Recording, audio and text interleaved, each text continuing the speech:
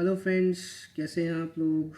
I hope you all are fine and doing well and I welcome all of you to my YouTube channel the name of which is competitive English by Jatin Madan. So dear aspirants, आज हम discuss करेंगे cloze test. तो जो बहुत सारे competitive examinations में पूछा जाता है, तो it becomes very important to practise cloze test, क्योंकि काफ़ी वेटेज रखता है। ये एसएससी में पूछा जाता है, टीए 2 में बेसिकली, और बहुत सारे और एग्जामिनेशंस है जैसे कि बैंकिंग एग्जामिनेशंस और एयर फोर्स कई बार क्लोज टेस्ट पूछता है।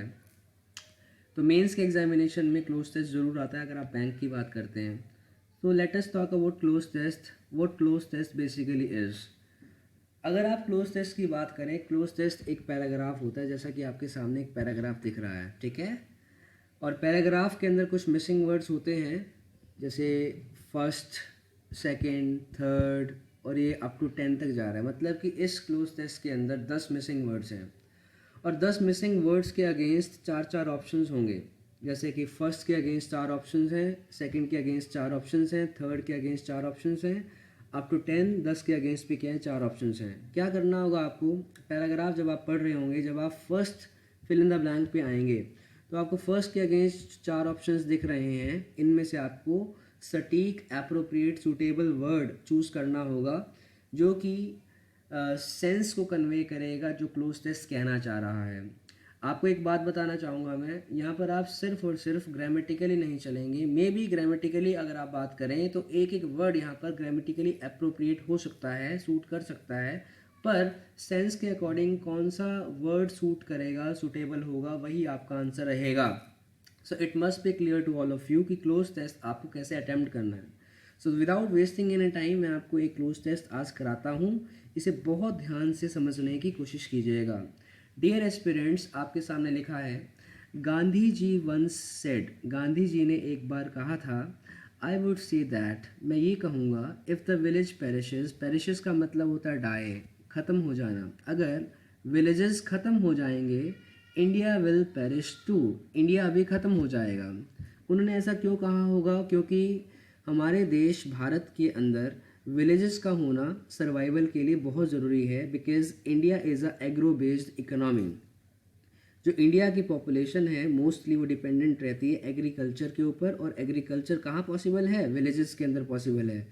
तो कहता है कि अगर इंडिया को सर्वाइव करना है तो विलेजेस को बचा के रखना होगा। I would say that if the village perishes, अगर विलेजेस ख़त्म हो जाएंगे तो इंडिया भी क्या हो जाएगा? ख़त्म हो जाएगा। India will be no more India, India जैसा है वो वैसा बिल्कुल नहीं रहेगा। तो यहाँ पर फर्स्ट का आंसर क्या रहेगा? It will be no. Why? Because यहाँ पर सेंस देखिए क्या है, इंडिया जैसा है वो वैसा बिल्कुल नहीं रहेगा। India will be no more India. तो यहाँ पर आपका आंसर रहेगा नो। बाकी की ऑप्शंस को अगर आप डिस्कस करते हैं, India will B certainly more India, ऐसा बोलें अगर आप, तो सर्टेनली का मतलब है डेफिनेटली। इंडिया जैसा है उससे अच्छा हो जाएगा। वी कैन नॉट से लाइक दिस, ये गलत है। India will B scarcely more India, ये सेंस ही नहीं दे रहा है। स्कार्सली का मतलब होता है हार्डली, ना के बराबर, ना के बराबर ही ज़्यादा इंडिया रहेगा, doesn't make a sense. India will be much more India, India जैसा है उससे अच्छा हो जाएगा अगर आप इंडिया के विलेजेस को ख़त्म कर दोगे, ये बिल्कुल सेंस के विरुद्ध है। तो आपका आंसर रहेगा नो। बढ़ते हैं आगे।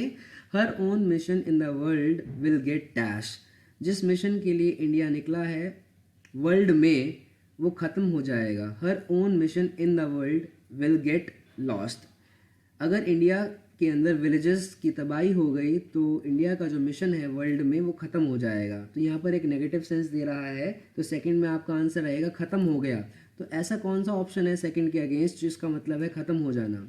तो फ्लरिश का मतलब क्या होता है? जो ऑप्शन डी है इसका मतलब होता है समृद्ध हो जाना, प्रॉस्पर, फलना फूलना। इंडिया का मिशन जो है वो फलेगा फूलेगा नहीं। एलिवेटेड का मतलब ऊंचाई से रिलेटेड है, इंडिया का मिशन ऊंचा हो जाएगा। एक्सटेंशन का मतलब विस्तृत हो जाएगा या ख़त्म हो जाएगा, इंडिया का मिशन ख़त्म हो जाएगा।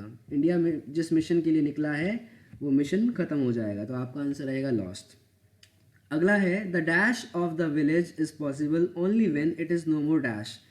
कह रहा है कि विलेजेस का क्या चीज़ पॉसिबल है, क्या का मतलब फिल इन द ब्लैंक में जो लिखा हुआ है, क्या मैं बोल रहा हूँ उसे, विलेजेस का क्या चीज़ पॉसिबल है अगर इसे ज़्यादा ना किया जाए, क्या ज़्यादा ना किया जाए? तो यहाँ पर इस लाइन के अंदर दो फिल इन द ब्लैंक है, question number third and fourth, ठीक है। तो आप फोर्थ से बढ़ते हैं तो ज़्यादा बेटर रहेगा, फोर्थ के बाद आप थर्ड पर जाइएगा।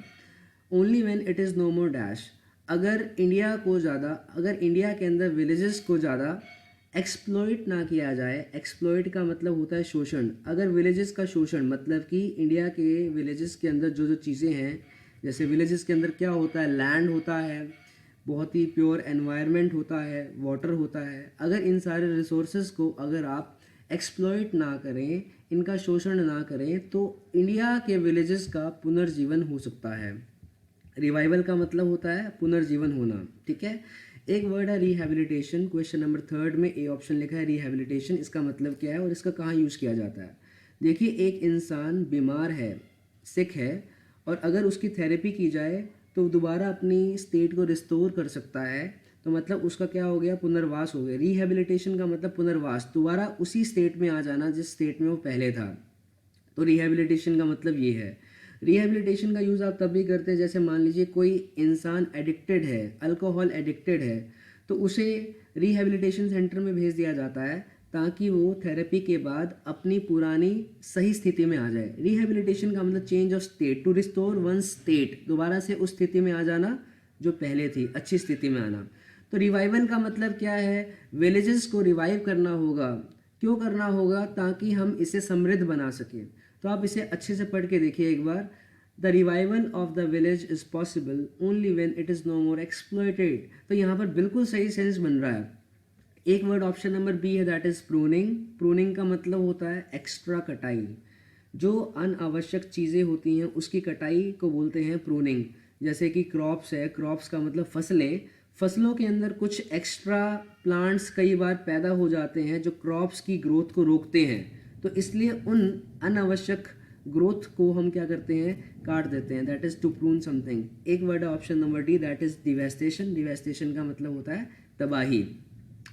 तो विलेजेस की तबाही से रिलेटेड नहीं है, विलेजेस की रिवाइवल तभी हो पाएगी अगर उसे ज़्यादा एक्सप्लॉइट ना किया जाए। कंटेमिनेट का मतलब पोल्यूट करना होता है, पोल्यूट का मतलब किसी चीज़ को गंदा करना, पॉपुलेटेड का मतलब जनसंख्या से है, और डिन्यूडेड का मतलब, इफ़ आई टॉक अबाउट डिन्यूड, तो डिन्यूड का मतलब होता है किसी भी खेत को बिल्कुल खाली कर देना, वृक्षों की कटाई।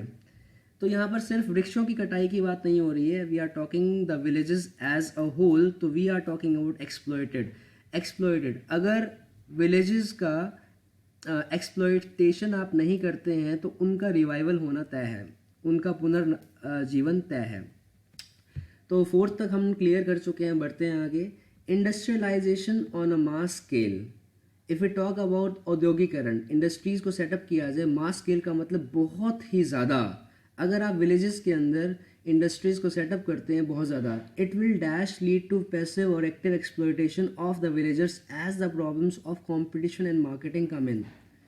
कहने का मतलब है, अगर आप विलेजेस को बहुत ज़्यादा भर देंगे इंडस्ट्रीज से, तो इससे क्या होगा, इससे पैसिव और एक्टिव एक्सप्लॉइटेशन होगा विलेजर्स का, जो वहाँ पर रह रहे लोग हैं उनका डायरेक्टली और इनडायरेक्टली शोषण होगा। क्योंकि प्रॉब्लम्स ऑफ, यहाँ पर आपको लिखना होगा, problems of competition and marketing come इन।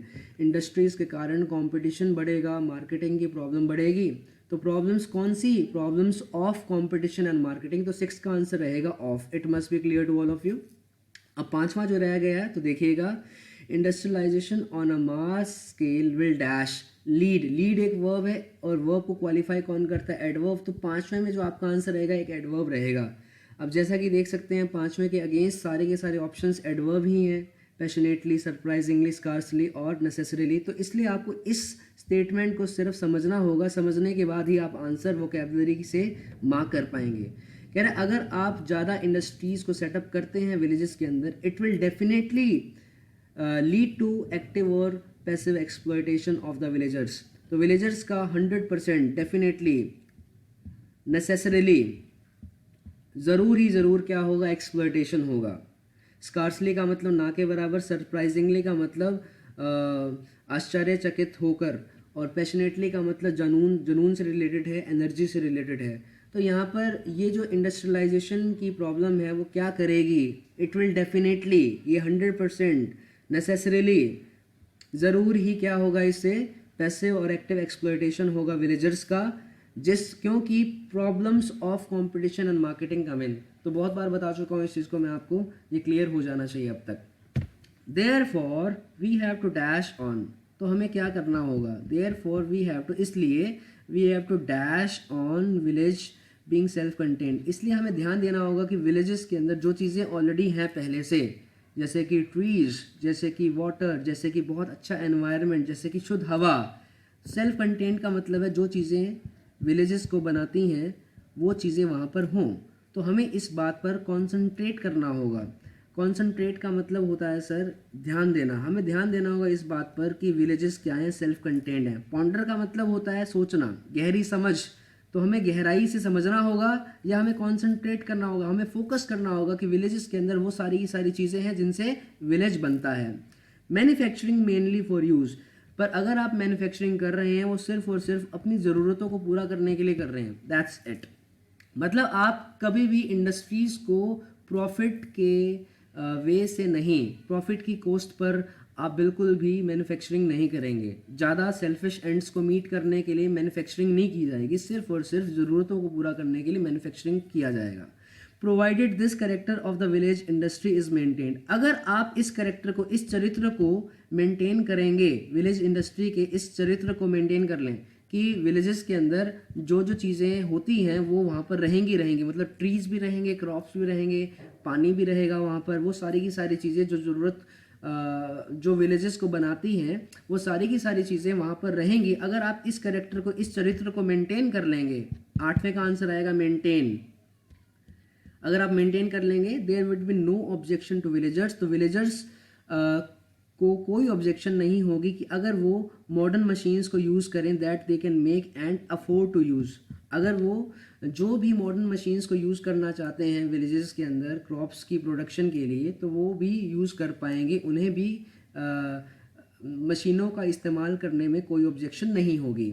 मतलब अगर आप सिर्फ और सिर्फ ये ध्यान रखें कि विलेजेस के अंदर सारी की सारी चीज़ें वो जो विलेजेस को बनाती हैं वो भरपूर रहेंगी, तो कोई भी ऑब्जेक्शन नहीं होगी विलेजर्स को भी कि वो सारे के सारे मॉडर्न मशीनों का अगर इस्तेमाल करें। They can make and afford to use, 9th का आंसर रहेगा they can afford to use, जो अफोर्ड कर सकते हैं, जिस भी तकनीक का यूज़ वो अफोर्ड कर सकते हैं वो कर पाएंगे। ठीक है, तो बाकी ये ऑप्शन देखिए। रिगेंड का मतलब होता है कुछ हासिल करना, नेग्लेक्टेड का मतलब होता है छोड़ देना, इग्नोर कर देना, थ्वाटेड का मतलब होता है स्टॉप, रुक जाना, रोक देना, थ्वाटेड।